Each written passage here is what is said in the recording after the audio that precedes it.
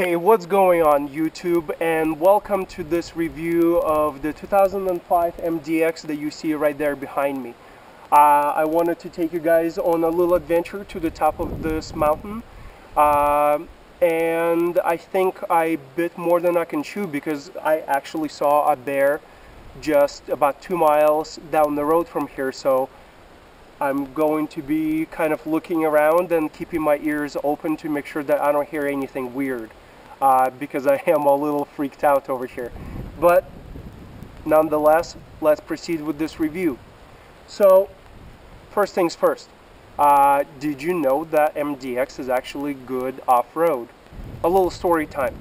Let's see here. This was earlier this summer. My family and we decided to do a little camping trip. We were kind of rusty about how to get to our usual camping spot.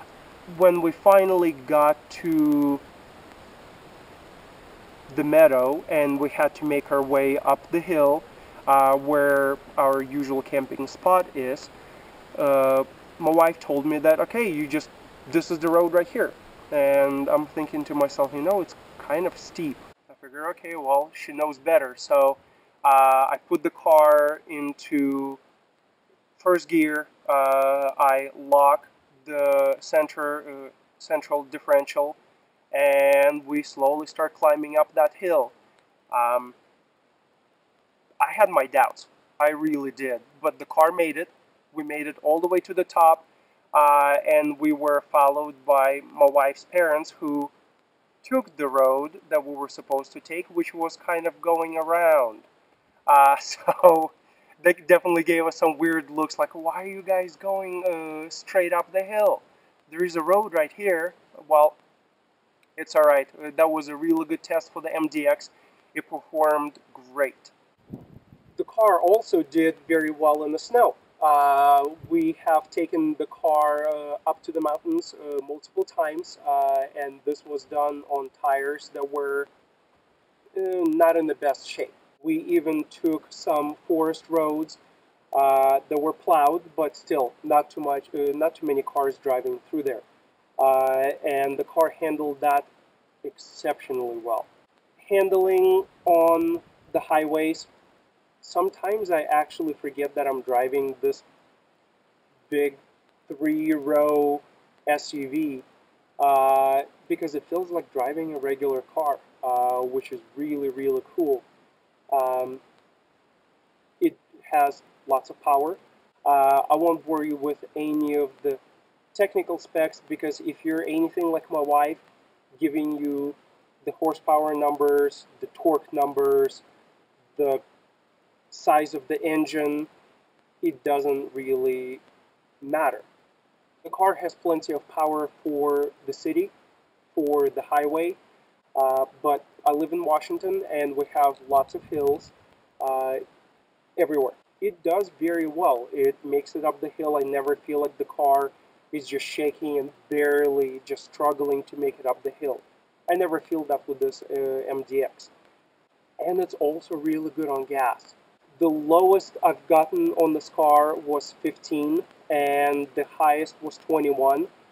And I average about 17, 18 miles to the gallon, which is really good for, again, a big SUV. So far, this car has treated me extremely well. It has been, let's see, I've had it for a year. I bought it with 150,000 miles on it.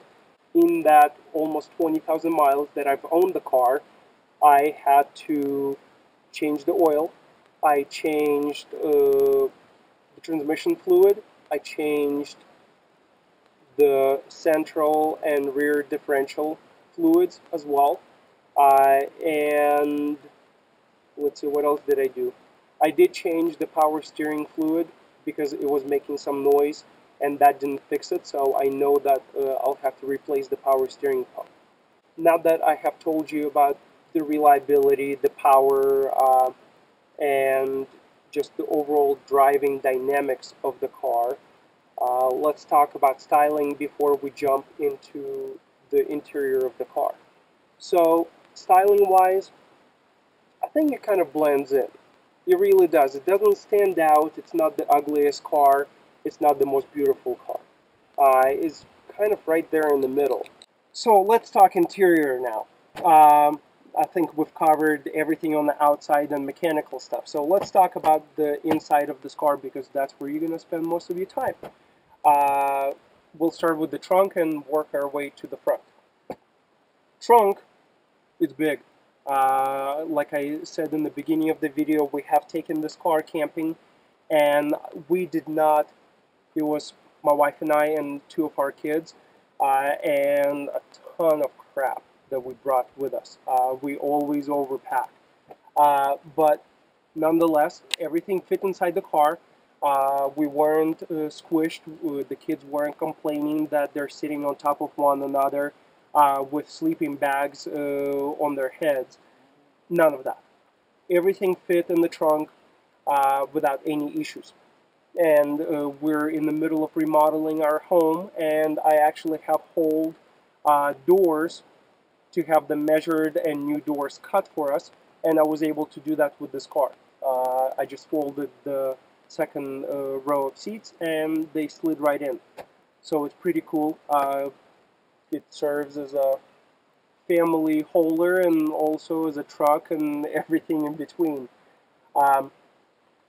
The third row is hidden. It folds down inside here, and we have had a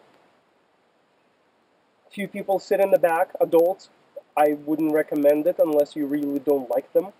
Then you can definitely shove them in there. But I would reserve that for your kids. Let's talk about the controls.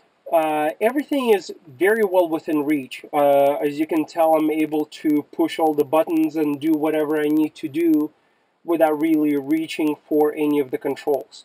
The dashboard, it's not too busy. Everything, there is enough buttons to do what needs to be done, but not so overwhelming that you feel like you're inside of a spaceship and you don't know which button to push. This car does have a navigation, and I had to update the maps because half the times it was showing that I was driving in the middle of nowhere. So I did upgrade that. The one thing that I do want to complain about that does drive me nuts to this day has to do with the Bluetooth in this car. I totally thought I just heard a bear, but I think it's just my seat creaking. I'm just freaking myself out over here. Don't freak out, guys. So, back to the review of this MDX. Where was I? Oh yeah, what pisses me off? What pisses me off is the Bluetooth. The problem that I have experienced is when the phone number that I'm trying to dial is not programmed into the car, I have to go through my phone and dial that number.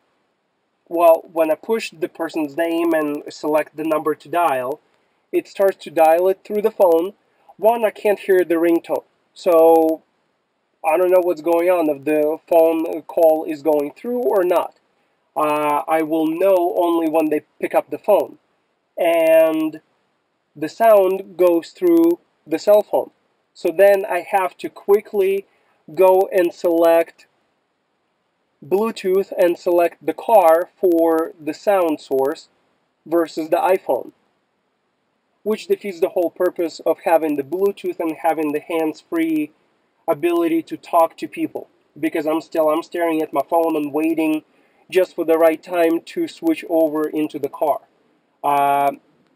And also, if I ever push the answer button on the phone for the incoming call, it picks it up on the phone instead of the Bluetooth in the car. Again, these are little things, but I still wish that it worked better. That's all I really have for you guys. I hope you enjoyed this review of the 2005 MDX, and I'll see you guys later.